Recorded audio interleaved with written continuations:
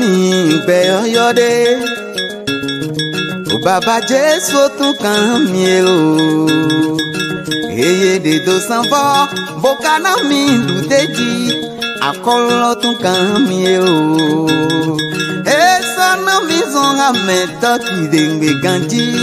Bàbá Jésù wàjáwù náà mi ewu tún lọ ń jẹ jorogogo nyina tó. Mi wana bobi so mo cho je mi ton yoyo to se yoyo de vo me na gbe po gbesun ke po mi ma ho po o se lo me o nu me ma mi ton no te do avun adodo ton he nsinkan de boy ho gbe na mi avun adodo ton he nsinkan de boy ho gbe na mi bo no mlo mi do adodo fun mi no ngbero na ga do gun lo de yi do ne mi do de se do de to di do na mi do ne adodo fun ye o mo kun je me tro le do iro na yin apon fun gbigbo mi ton le bo apon fun gbigbo mi ton he jiwe o ho kun ton do gun hun gan Kristi Jesu ton dali na mi wi se no le e kwa kwe titingbe mo so de kwa kwe so ye man e ma vi jijile ro yin apon fun airo men le tongo ntoli mi yo pon le ponto ye do apon fun teme na no skando chi ason yin kan wa tole to alioji to me de le tin bo te no ta di o sinvavo bo no fudo me o me le no chai de le tin mo yo po bo ye li me le helu e ma je ha pueto si ba ino izan na no skando chicho podo fifa poro o toho le me bo to no ti dice le me o so mo akota de vori le akota ro po de tin bo yo vo gbe yoro Swiss yele ye do won fun so mo si ba so o we mo plan de ye ma fun awon po me de popun eso go tin akota de vole bo yoro Panama yoro Vanuatu yoro Iceland bo yo le ye ma te do awon fun pe to do awon fun to bo ni ye pon nu yi wa ene leji to ri le tin bo do awon fun de le tin bo ma do pali ye mo apon ni le pon to ma do ni nu to pre po me be to de to ayi gbaji bo ji mi e yin won na afun de ro na ho wen afun gbigbo mi ton he kwa kwen trala bo to o hi kwa kwen afun gbigbo mi ton he ji we yuro mi na mu do to we me o tan teme tin hame dogbon o yewe gan le dali apostle le alo o David Kristi ton le bo ye ya fun gbigbo mi ton ro yi ho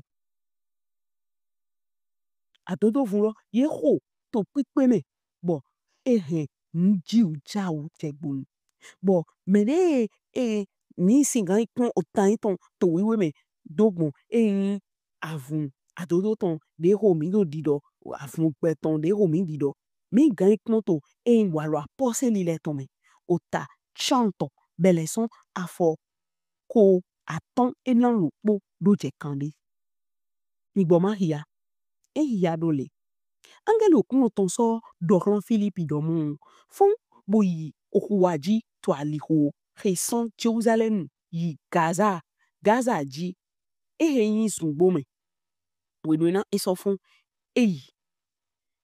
bo da yego da we Ethiopia to de ojo acheno da ho to kandake a hosi Ethiopia to leton glo me he si atokun eton le pote wa na ro hode to Jerusalem le goje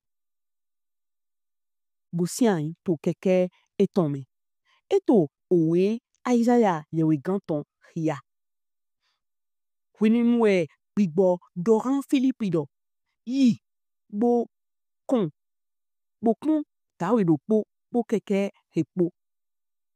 Philippu so do ezo yi ede bo se eto Isaiah yewe gan sin owe ria.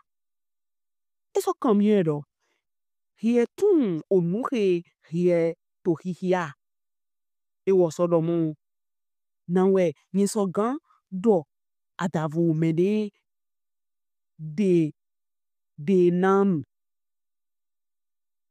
Eso ve Philippu nando he ji wa bo sian po ekpo. Ofi we he eto hihia le tonwe ehe. Ye kmen di lengbo de je huhute. Podo di le lengbo vu no shi abwe to fun pato eton kon. Mwe eman ke onu eton. To huwe eton me ye yi wedida eton yi. Menwe so gan so gan intan wendo eton ton. Na ye di ogbe eton son ayi home. Ojolo so do ran Philippi bodomo nyen vewe. Men ton we yewe gan do he. E wolo su ton ka vi o mede voton. When we Philippi ken eton. Bo so do owewiwe do po lo go bo do ye ho Jesu ton haren. Le ye soto yi to ali ho ye ton ji ye je osin de kon. Ojolo so do mo pon osin ti to fi. Etewe hemi do ote nando batisi. Philippu so do. Ye yi ay hatwele podo yise. Ye so gan batisi we. E so ken bodomo nye yise do ovi jiwe we ton we Jesu Christi. E so do mo ye ni hen keke rote. Yo ome awele so jete yi osime. Philippu po ojo lokpo. Ye so batisi. E so batisi. When we na ye so ton je age son osime. Bibo klu no ton ze Philippi koi. Bo ojolo man son mweba. E wo soto yi to aliho etonji boto ayaje. Azo tu we ye mon Philippu te le ejuwaje eto yewe hodo to otoda hole kpome kaka edo wa sesalia. Hallelujah. Bo weta ene. Ejromi walogo vigbo weto. Mi wa moro yin àwọn fún gbigbometon lole. Chan we lole po we sogbeto. Yin ton si se eton dohan oho ichiwe we dohan dobo angeli lodali. Ntoli hwe ton we tema bo angeli lodalo. Ya wa yi filele. Eje filo gbigbo klu ton do seje keke lokon. E ka do seje keke lokon lo. No yi se no we woko yin. De se o weta Isaiah ton ke ojo lodo hia. E la kan se do. Be nwe hia te amon njeme. Ado mo njeme eton. Bo mi na pon do. Àwọn fún gbigbometon te we so a hia to flen. Apokpa. Na wenda gbe lo. We zedo. Cha. Nalo yi lizona chiwe. Nalo sepo yin ojo. Bon hode to se me. Do apokpa. Lila wenda gbe ton lo. Ni ma budo mi blo. Ni ma so dendo mi blo. Ni ma bla mi blo. Mo ni ma so finyo mi blo to Jesu sin kome to se lo me. Mi so do nu kon yi. Mi kon akpadeji. Mi na mo. Kwende ye ton mo holona. ojo dogun Isaiah yewe gansi o doda idali o higbi gbometon heya ma fun devu e itemeto fine eso lomo ni ngbo do ngbo Philip dodoni bo ngbo lo na do swa o hia wenu de ye tumone bo ye heze dogun o gaglo nando yiseton ero han o sindie ma ete nganglo lo na mi di ma ro mo baptisi bai Philip dodoni ayise ngbo ya to ai ka kwa ha to ile popo ina baptisi eso bi baptisi hallelujah bo mi na mo o rengan si bakun la Philip chon bo setona jiwewe bo yi bo so au hia na do singa lo do hia lo yesu ko mo rengan singa tun mo na wi ojo ise ro adodo si an wu ki gbometon Philip wo kodo eso ayin ti dona ojo lo bo ni mi na hun sinato aro we sinato kleume Philip pepe de gbibo kun to na kokona mi do ndi pepe de ji gbibo kun to na kokona mi do to se me afun gbibometon adodo we na lo nyina mi to Jesus sin come e man ti ayi wonton shi bato Christi me we na belila e na yin bibasi to vleke seme mando to kla bon hode do na yimi ule de to sisemi ati nyiro su de jiwe o isando to holoro o se me mi bibiolo e ise yoyo na mi no se eme jiwe we na ti lo jokoko do popo eton dali ati awon pa eton le dali na no don we na mi na no zan mi de juwe do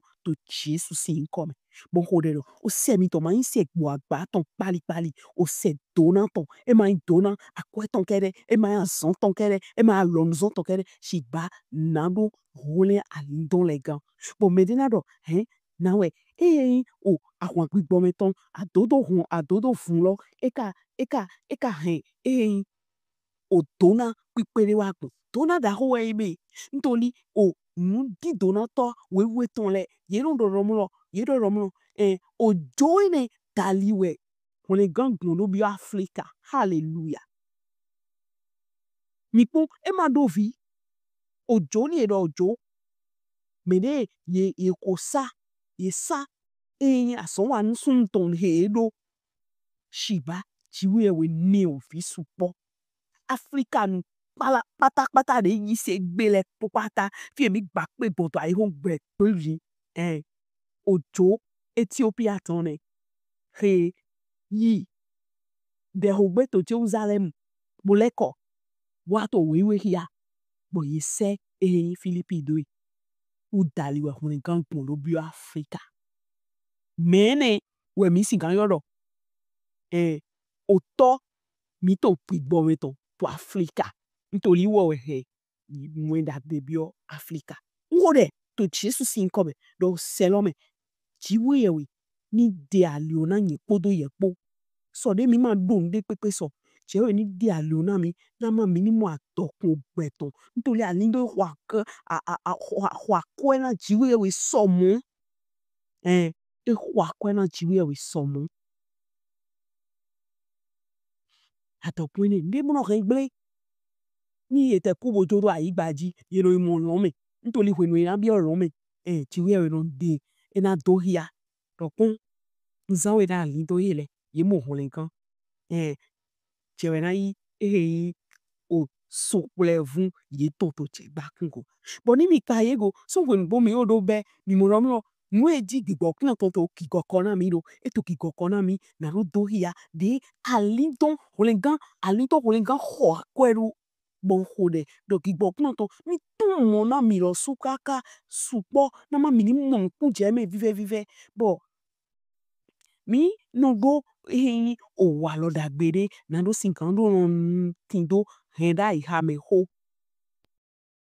bo mi henda iha me ho mi ton to ose lome eti to weta efesun letome ota chupo afoton wiawi ehihi adole na emanyi akpasalan po ohun po we mi wule to ahidihe gba shigba he oganle he hunhun le he nukonto zinvu ayihun he ton le he ntegbe bigbono le ton to oten he tin to olon le me ishe bo bedinando ha be hwengande ojo ne mo eko yan vunde bo chire wi sokpanta gigbo ma wile eko yan vunde bo chire wi sokpanta gigbo ma wile ma ntoli mi fifli kwenwe mi hiya bo mando weta Danieli ton leji mi modo domlo a holude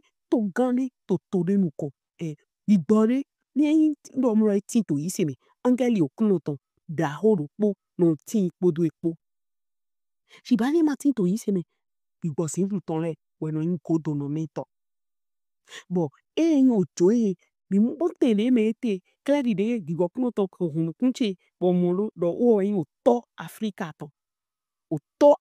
ton ne o to Africa ton to Christi me ojo lo mi pon